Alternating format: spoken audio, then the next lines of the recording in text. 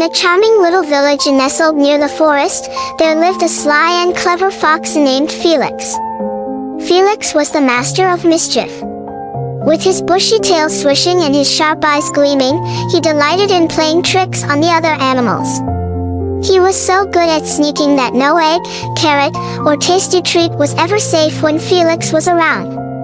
Whether it was stealing eggs from the chickens or snatching carrots from the rabbits, Felix always seemed to be up to something. Naturally, the other animals didn't trust him one bit, and they kept their doors locked and their gardens guarded whenever Felix came trotting by. One sunny morning, the village was buzzing with excitement. The annual harvest festival was about to begin. The air was filled with the delicious smells of freshly baked pies, sweet fruits, and warm cakes. The animals were laughing and celebrating together, their tables piled high with goodies. But Felix wasn't interested in joining the fun. Instead, he had a plan. As he watched the happy scene unfold, Felix rubbed his paws together and grinned mischievously. "This is my chance to feast like a king," he thought. Waiting until no one was looking, Felix tiptoed behind the grand food table. He could almost taste the apple pie in front of him, its golden crust glistening in the sunlight. Just as he stretched out his paw to grab the pie, a voice made him freeze in his tracks. "Felix," came a calm but firm voice. Felix turned around to see Granny Owl, perched above him on a low branch. With her wise eyes twinkling, Granny Owl looked down at him. "Why are you always playing tricks and taking what isn't yours?" she asked. "Felix, the Bible teaches us, do to others what you want them to do to you. How would you feel if someone took from you?" Felix blinked, caught off guard. He wasn't used to being confronted like this. For the first time, Felix thought about how the other animals felt when he stole their food and played tricks on them. He realized that no one trusted him, and he was always left out of the fun. Deep down, Felix didn't want to be the lonely village trickster anymore. With a big sigh, Felix put the pie back on the table. "You're right, Granny Owl," he said, his voice soft but sincere. "I don't want to be like this. But I don't know how to change." Granny Owl gave a kind smile.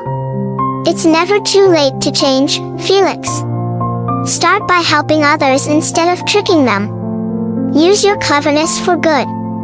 From that moment on, Felix decided to turn over a new leaf. He began helping the rabbits carry their heavy baskets of carrots, cracking clever jokes with the squirrels that made them laugh so hard they fell out of their trees. He even used his quick thinking to warn the animals of a sneaky hawk flying overhead one day. Felix became a true hero in the village, using his wit and charm to protect and bring joy to others. Soon, the animals began to trust Felix. They invited him to their gatherings, shared their food, and treated him like a friend. Felix discovered that being kind and helpful made him feel much happier than stealing or playing tricks ever had. His heart felt light and full, and the loneliness he once felt was gone. Felix had learned an important lesson: kindness and compassion were far more rewarding than cunning and tricks. And from that day forward, he was known not as the mischievous fox, but as Felix, the village's most loyal and clever friend. Lesson to learn.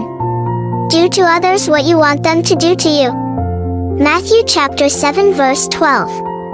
This Bible verse teaches us to treat other people the way we want to be treated. Think about how happy you feel when someone is kind to you, helps you, or shares with you. It's a wonderful feeling, isn't it? The Bible is saying we should make others feel the same way by being kind, fair, and loving toward them. Imagine this. If you fell down and someone helped you up, you'd feel grateful. Now, what if you saw someone else fall? Wouldn't it be nice to help them too? That's exactly what this verse means, thinking about how we would feel and choosing to do the kind thing for others. This is what God wanted us to do. And here's the best part. God is happy too.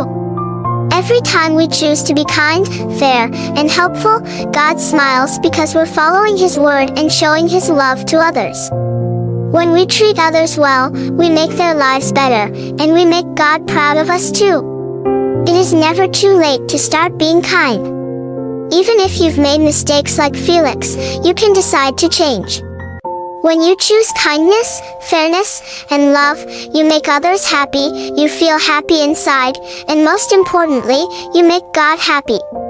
God loves it when we follow His golden rule and spread His love to the world.